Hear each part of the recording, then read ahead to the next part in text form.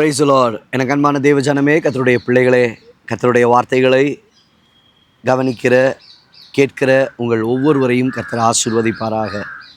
இந்த நாளிலும் கர்த்தர் உங்களோடு கூட பேசுகிற அவருடைய வார்த்தையாவது சங்கீதத்தின் புஸ்தகத்திலே 76வது சங்கீதம் 11வது வசனத்திலே வாசிக்கிறோம். பொருத்தனை பண்ணி அதை உங்கள் தேவனாகிய கர்த்தருக்கு நிறைவேற்றுங்கள். ஆம் தேவ பிள்ளையே, தேவ ஜனமே, தேவனாகிய கர்த்தர் உங்களுக்கு நினைப்பூட்டுகிற காரியம், பொருத்தனை செய்து கொண்டாய், பொருத்தனை பண்ணி கொண்டீர்கள். சில நேரங்களில் ஒரு இக்கட்டுக்குள்ளே போகும்போது அவசரப்பட்டு நம்ம சில பொருத்தனைகளை ஏறேற்றுவோம். அவசரப்பட்டு பல காரியங்களில் பொருத்தனைகளை நாம் செய்து கொள்ளுவோம். அந்த பொருத்தனை எதனால் உண்டாயிற்று அப்படின்னா, நெருக்கத்தினால் வந்தது, இல்லை சில பிரச்சனையினால் வந்தது. ஒருவேளை அந்த பிரச்சனை இல்லை, போராட்டம் இல்லை, அந்த நெருக்கம் இல்லை அப்படின்னா கண்டிப்பாக உங்கள் வாயில் அந்த பொருத்தனைகள் வந்திருக்காது. சில நேரங்களில் கர்த்தர் சில பாதையில் அனுமதித்து தான் உங்களை பொருத்தனை பண்ணவும் வைக்கிறார். அதே நேரத்தில் பிரச்சனையின் பாதையில் போகும்போது நீங்கள் பொருத்தனைகளை ஏறெடுக்கிறீர்கள். இப்போ கர்த்தர் கேட்கிற ஒரு காரியம், அன்றைக்கு நீ செய்த பொருத்தனையை எல்லாம் முடிந்தது, எல்லாம் நிறைவேற்றி முடித்தாயிற்று, உன் வாழ்க்கையில் அந்த பொருத்தனையை நிறைவேற்றினாயா? அந்த பொருத்தனையை நிறைவேற்றினாயா? ஆண்டவர் உங்களுக்கு நினைப்பூட்டுகிறார். வசனம் அழகாய் சொல்லுகிறது, பொருத்தனை பண்ணி அதை உங்கள் தேவனாகிய கர்த்தருக்கு நிறைவேற்றுங்கள். ஆம் தேவ பிள்ளையே, கர்த்தருடைய சமூகத்திலே நிற்கிற நீங்கள், கர்த்தர் உங்களை விடுவித்த இடத்திலே, அற்புதங்களை செய்த இடத்திலே, நன்மைகளை கட்டளையிட்ட இடத்திலே, பெருக்கத்தை கொடுத்த இடத்திலே, நீங்கள் செய்ததான பொருத்தனைகளை மீண்டுமாய் நினைவு கூர்ந்து, மீண்டுமாய் அதை கண்ணோக்கி பார்த்து, ஆண்டவரே, நீர் என் நெருக்கத்தில் எனக்கு அற்புதத்தை செய்தீர், நீர் என்னுடைய வாழ்க்கையின் சூழ்நிலைகளிலே மேலான காரியத்தை நடப்பித்தீர், உமக்காக செய்யப்பட்ட பொருத்தனைகள் என்று சொல்லி அதை தேவ சமூகத்தில் நிறைவேற்றுகிற அனுபவம் உங்கள் வாழ்க்கையில் வரணுங்க. ஆமாம், நம்ம அநேக நேரத்தில் மறந்துடுவோம். ஆண்டவர் நினைப்பூட்டுகிறார். பிள்ளையே, நீ போன பாதையில் இந்த குறிப்பிட்ட இடத்துல இந்த வார்த்தையை உன் வாயிலிருந்து சொன்னேன், இந்த காரியத்தை நான் நிறைவேற்றுவேன், செய்வேன்னு சொன்ன நீ அறிக்கையிட்டாய். இப்போ நீ அதை செய்யாதபடிக்கு நீ மறந்து போய்விட்டாய் என்று சொல்லி சில சூழ்நிலைகளில் மறுபடியும் அதே பிரச்சனை வர்றது போல இருக்கும். ஒரு சில வருடங்களுக்கு முன்பாக ஒரு சகோதரருடைய வாழ்க்கையில் ஒரு பயங்கரமான பலவீனம்.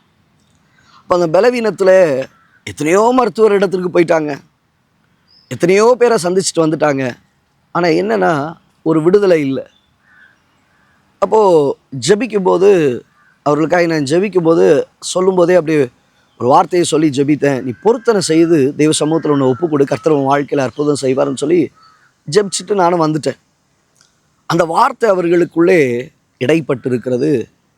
அவங்க வீட்டுக்கு போய் ஜெபிக்கும்போது கர்த்தர் அதை நினைப்பூட்டி இருக்கிறார். பொருத்தனையை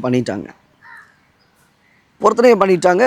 அந்த ஒரு குறிப்பிட்ட ஒரு 2 வார காலங்களில் அவ்வளவு பெரிய ஒரு பலவீனம் அந்த சரீரத்தை விட்டு நீங்கி போயிற்று. அவங்களுக்கு பயங்கரமான ஆச்சரியம். ஆண்டவர் எனக்கு அற்புதம் செய்தார். ஆனால் அப்போ அந்த பொருத்தனையை நிறைவேற்றக்கூடிய ஒரு சூழ்நிலை அவங்களுக்கு இல்லை. நாட்கள் கடந்து போக ஆரம்பித்தது. 1 மாதம், 2 மாதம், 1 வருடம், 2 வருடம் கடந்துருச்சு. இப்போது கர்த்தர் நினைப்பூட்டுகிறார், பேசுகிறார். ஆனாலும் உள்ளம் செவி கொடுக்கலை. இது அவங்க சொன்ன வார்த்தை, உள்ளம் செவி கொடுக்கலை. ஆனால் மீண்டுமாய் அந்த பலவீனம் அந்த சரீரத்தை துக்கப்படுத்த ஆரம்பித்தது.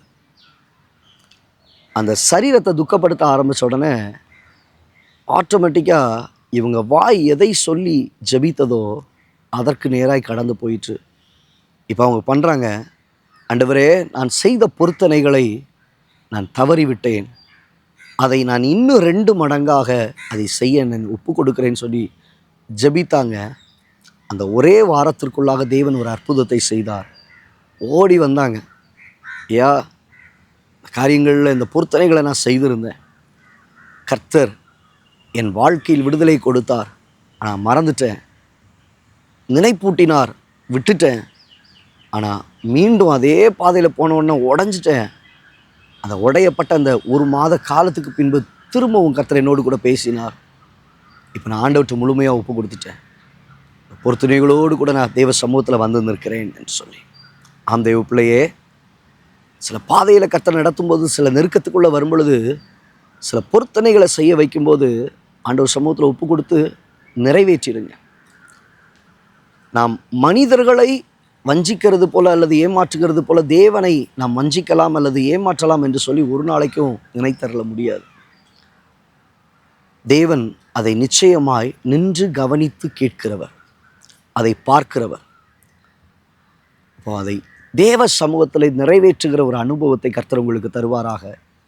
தேவனாகிய கர்த்தர் உங்களுக்கு உதவி செய்வாராக. கண்களை மூடி ஜெபிக்கலாமா? நல்ல தகப்பனே, இந்த வார்த்தைகளை கேட்ட உடைய பிள்ளைகளுடைய வாழ்க்கையில் எந்த இடத்துல அவர்கள் தவறி இருக்கிறார்களோ அந்த இடத்துல கர்த்தர் நீர் அவர்கள் வாழ்க்கையில் அற்புதங்களை செய்யத்தக்கதாக, மனம் நிறங்கத்தக்கதாக காரியங்களை நடத்துவீராக. தாழ்த்தி ஒப்பு கொடுக்கிறோம். மகிமையானவைகளை செய்யும். பொருத்தனை செய்து அதை உங்கள் தேவனாகிய கர்த்தருக்கு நிறைவேற்றுங்கள் என்று சொன்னீரே. உடைய பிள்ளைகள் நிறைவேற்ற உதவி செய்வீராக. தாழ்த்தி ஒப்பு கொடுக்கிறோம் இயேசுவின் நாமத்தில் பிதாவே. ஆம் தேவ பிள்ளையே, எனக்கு அன்பான தேவ ஜனமே, கர்த்தருடைய சமூகத்தில் ஒப்பு கொடுத்துட்டீங்க, பொருத்தனை பண்ணிட்டீங்க. தவறிடாதீங்க. சொன்ன வார்த்தைகளை நிறைவேற்றுங்கள். கர்த்தர் உங்களுக்கு உதவி செய்வார். God bless you. God bless you.